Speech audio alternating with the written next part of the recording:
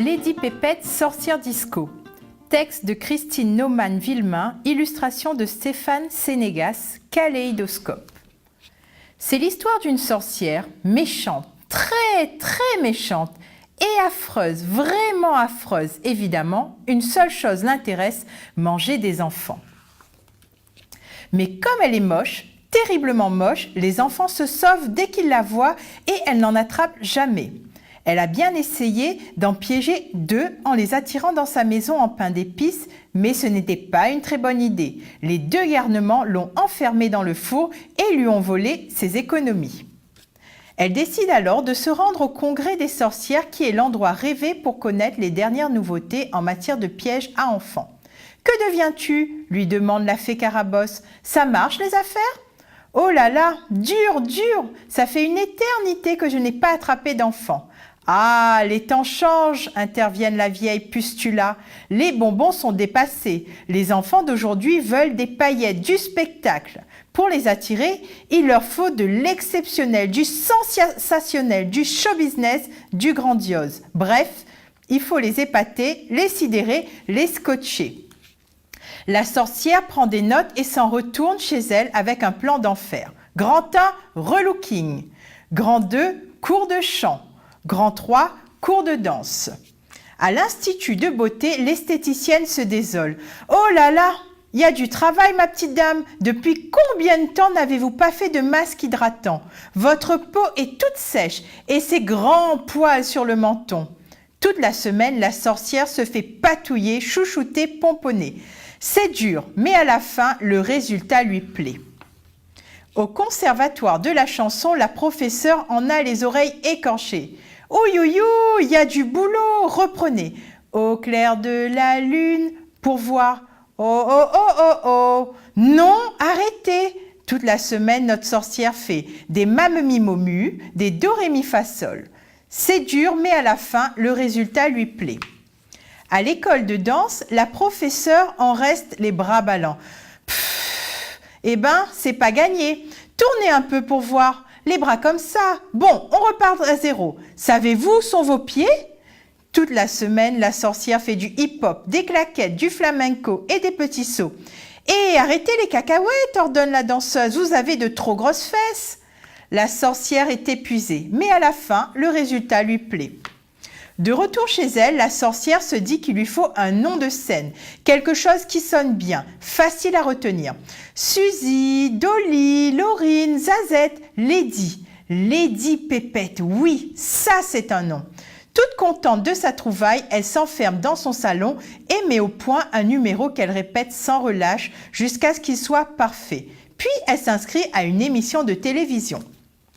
Le grand jour arrive. Lorsque vient son tour de monter sur la scène, elle se présente. « Bonsoir cher public, je m'appelle Lady Pépette et je suis danseuse-chanteuse. Ma chanson Danser s'intitule « Viens dans ma maison, tu verras mon chaudron. Attention, ça va décoiffer. » Alors elle se lance sur la piste. Ça swing, ça rock, ça claque, elle chauffe la salle. Vraiment, quel style, quelle voix. Le succès est immédiat, tout le monde veut l'imiter. Les filles se coiffent comme elle, les garçons sifflent. Sa chanson, on lui demande des autographes, des photos dédicacées, des interviews. Un matin, on sonne à sa porte. Une petite fille, toute dodue et potelée. Pas comme cette grande andouille de Gretel, une vraie maigrichonne celle-là. « Oh Lady, je t'adore, je suis depuis le début de ta carrière. » « Youpi !» se dit la sorcière. « Mon plan a marché, j'ai réussi !» Elle jubile. Enfin, elle a réussi à attirer un enfant. « Je connais toutes les figures par cœur, continue la fillette. Regarde, un pas en avant, demi-tour. » Lady s'approche doucement. Elle se lèche déjà les babines. « Claque des mains ?» poursuit la gamine. Les doigts crochus aux ongles vernis se tendent vers la mignonne. Petit mouvement du bassin, pirouette à gauche. « Mais non, à droite, la pirouette, s'entend conseiller Lady. Vous êtes sûre?